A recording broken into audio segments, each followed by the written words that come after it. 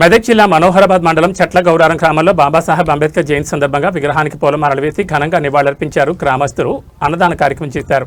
అంబేద్కర్ కొందరివాడు కాదు, అందరివాడు. ఇవాళ భారతదేశం ప్రపంచంలో అతిపెద్ద ప్రజాస్వామ్య దేశంగా వర్ధిల్లుతుందంటే అది అంబేద్కర్ రచించిన రాజ్యాంగ స్ఫూర్తితోనే సాధ్యమవుతుందని వారు తెలిపారు.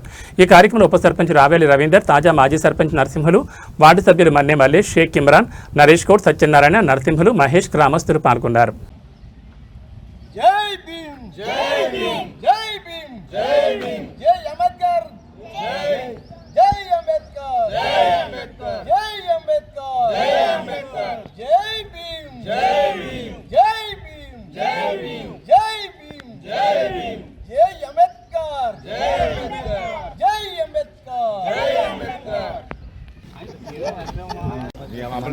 మండల్ చెట్లగౌరారం అంబేద్కర్ జయంతి 137వ ఉత్సవం సందర్భంగా మామూలు అంబేద్కర్ మామూలు కుటుంబంలో పుట్టి మామూలుగా పుట్టి మనకు ప్రూఫ్ చేసింది ఏంటంటే మామూలు వ్యక్తి అయినా కూడా చదువుకొని ప్రయోజనకుడు కావచ్చు అని మనకు నేర్పించింది అంబేద్కర్ ఎస్సీ కాకుండా అందరివాడు నీవాడు.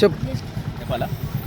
మెదక్ జిల్లా మనోహరాబాద్ మండలం చెట్లగౌరారం మాజీ బిఆర్ అంబేద్కర్